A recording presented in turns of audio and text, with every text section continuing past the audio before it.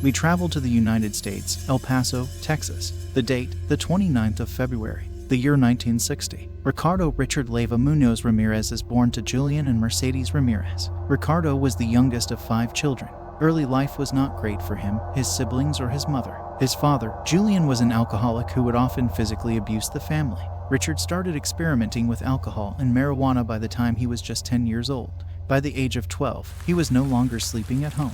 Instead, in order to avoid any further run-ins with his father, he would sleep at the local cemetery. Richard's older cousin, Miguel Mike Ramirez, was a crucial influence to who he would later become. Mike was a decorated Green Beret combat veteran who had developed into a serial killer and rapist during his time in Vietnam with the United States Army. He would often boast of his crimes to a young and easily influenced Richard, often showing him graphic images of women who he had violated, murdered, and dismembered. Surprisingly, this didn't scare Richard. In fact, young Richard was actually fascinated by what he was witnessing. Mike would go on to show Richard some of his military skills, such as how to kill with a knife and how to remain hidden, especially in the dark or at night.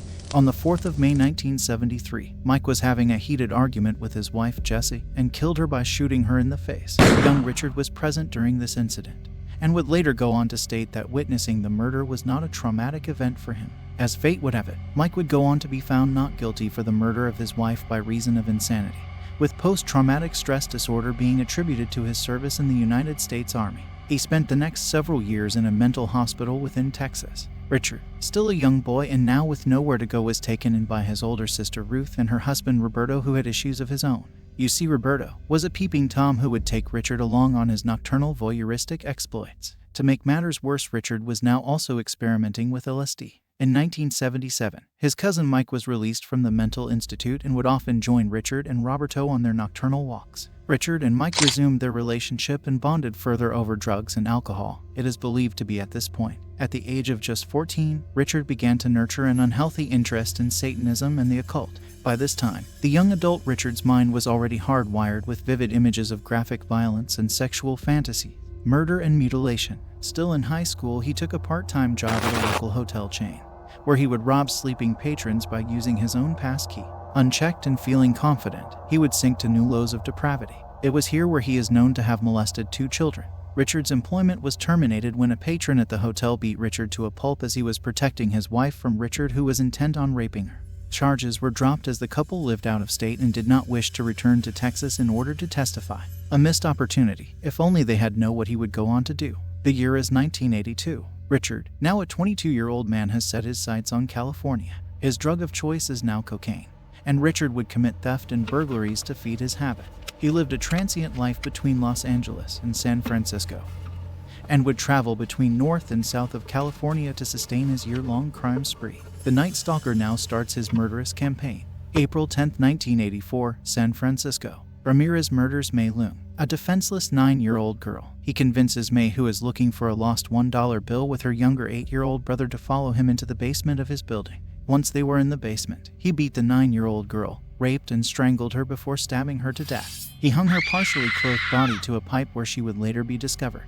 June 28, 1984, Glassell Park, Los Angeles. Ramirez removes a mesh screen and enters Jenny Vinkau's apartment, where the 79-year-old woman lay asleep in her bed. He stabs her repeatedly in the head, neck, and chest, killing her where she lay. He would then go on to burglarize the apartment in order to feed his cocaine habit and pay his rent. March 17, 1985, ROSEMEAD, California. Maria Hernandez, a 22-year-old female, was pulling into her driveway when Ramirez attacked her and shot her in the face. Thankfully, the bullet ricocheted off the keys she was holding at the time, but she was wise to play dead. At the same time, her roommate Dale Okazaki heard the gunshot and hid behind the kitchen counter as Ramirez entered the house. As Dale raised her head a little to see what was happening, she was shot in the head and died instantly. Again, more burglarizing. On the same evening, not even an hour had passed, Ramirez dragged a 30-year-old woman, Silayan Yu, out of her car and shot her twice with the same gun, a .22 caliber handgun.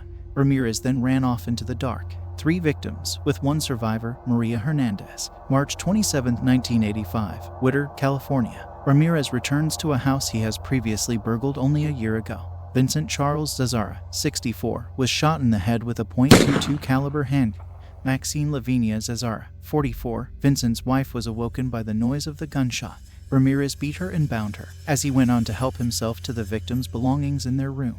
Maxine bravely managed to free herself and reach the shotgun that was under the bed. She trained it on Ramirez and pulled the trigger. The gun was empty. Ramirez shot her 3 times and mutilated her body, taking her eyes as a trophy. The victims' bodies were discovered by son, Peter. Ramirez left a clue that gave the police a little something to work with. He left his shoe print in the flower bed. The shoe print allowed the police to tie him to recent crimes, the Avia sneaker. They now knew they were dealing with a serial killer. May 14th, Monterey Park, California. Ramirez enters the home of Bill Doy, 66, and his disabled wife Lillian, 56. Ramirez shoots Bill in the face with the .22 handgun, mortally wounding him. As Bill reaches for his own gun, Ramirez beats Bill unconscious. He then ties Lillian, ransacks their home, and then goes back to violate her. Bill passes away due to his injuries. May 29th, Monrovia, California. Ramirez enters the house of sisters, Mabel Bell, 83, and her disabled sister Florence Lang, 81. Using a hammer, he bludgeoned Florence in her bedroom.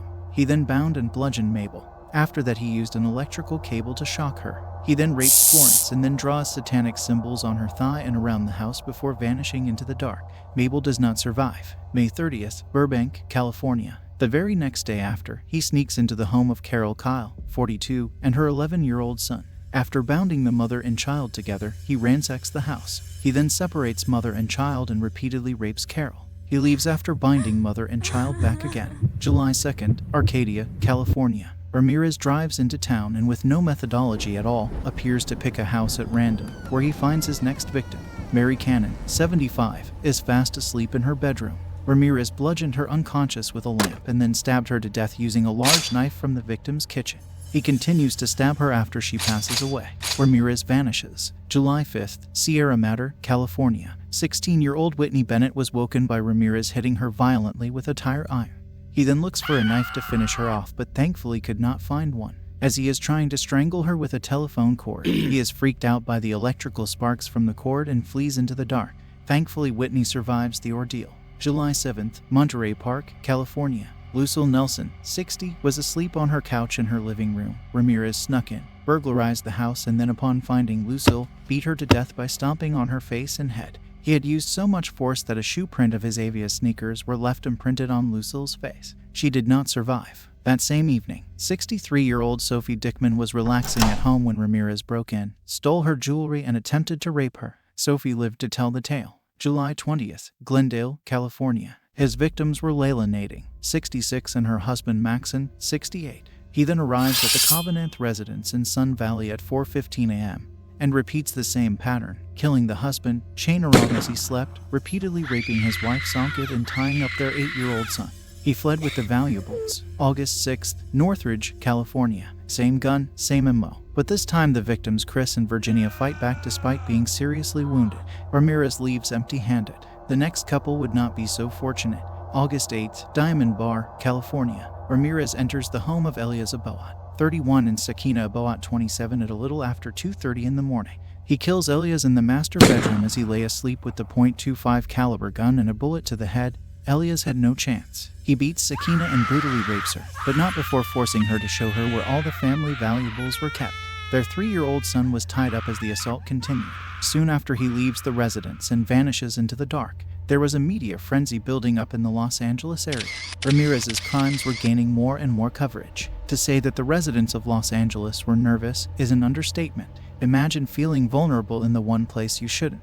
Home. Ramirez had been closely following the media coverage of his gruesome acts, and 10 days after his last crime, he leaves for San Francisco. August 18th, San Francisco. Ramirez enters the home of Peter and Barbara Pan. As per his other crimes, he shoots the male, Peter, 66, with the same gun, a .22 caliber handgun. He then beats and sexually abuses Peter's wife Barbara, 62, and then also shoots her in the head and leaves her for dead. Before he leaves, he scrawls more satanic symbols on the walls of the house using Barbara's lipstick. Barbara survives. Ramirez by this stage is getting careless. He leaves another set of shoe prints at the crime scene. The 2 lead detectives, Frank Salerno and Gil Carrillo, realized that the shoe prints were unique, and they were right. They discovered that the manufacturer of the shoes was Avia. Working with the manufacturer, they soon identified 6 distribution spots for this type of shoe in the 11.5 size. And out of the 6 locations, 5 were shipped throughout Arizona and only 1 was shipped to Los Angeles. Things were coming together for the amazing detectives. They also managed to get a match on the ballistics. They now have the same gun and shoe at crimes in Los Angeles and San Francisco. Then fate took another twist. Whilst trying to bring an air of stability and calm to her constituents in the San Francisco area, the then Mayor Dianne Feinstein gave away the crucial information the detectives had pieced together. In a televised broadcast, she told the media about the shoe and the gun that the detectives were looking for. All the detectives' hard work gone. The detectives knew that Ramirez would be following his crimes via the media, and they were right. When Richard Ramirez saw the news the same day, he threw his sneakers and gun over the Golden Gate Bridge. Crucial forensic evidence was destroyed. Now he had to get out of the San Francisco area. August 24th, Mission Viejo, California. Under the cover of darkness, Ramirez arrives at the home of James Romero Jr. in a stolen orange Toyota. The family had just arrived back home and were all asleep. Well, everyone apart from James' 13-year-old son, who couldn't sleep and was working on his mini bike. The son, James Romero III, heard some noises thinking it was an animal but could not see anything. He then hears the footsteps outside the house. He runs upstairs to look outside his bedroom window and sees Ramirez. Thinking of him as just a thief, quickly he rushes to wake his parents. Ramirez flees the scene, but young James has already made a note of the make and model of the vehicle. Plus, he managed to take down a partial registration number. After this, Ramirez is still in need for his fix, so he sets his sights on Bill Carnes' residence. He enters Bill's house through a back door where he finds Bill 30 and Inez Erickson, 29, fast asleep in the master bedroom.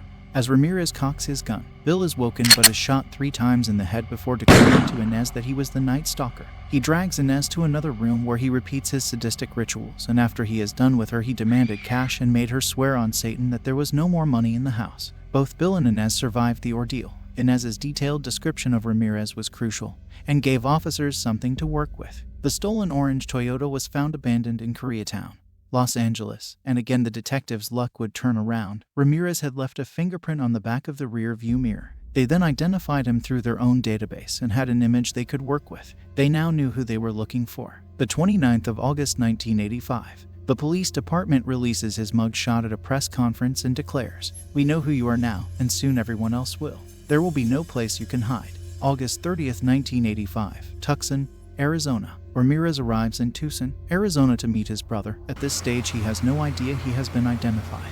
His brother was not home, so Ramirez returns home to East Los Angeles in the early hours of August 31st, walking past police officers and straight into a convenience store. Whilst in the store, his eyes are drawn to a group of elderly ladies looking at him and murmuring the words El Matador. Ramirez then sees his mugshot on the covers of some of the newspapers in the store. He panics and flees. For the first time, he is not in control. Running across to the busy highway, Ramirez tries to carjack an unlocked Ford Mustang but was dragged out and chased away by a local resident. He then runs across the street and tries to forcibly take the car keys from Angelina Torra.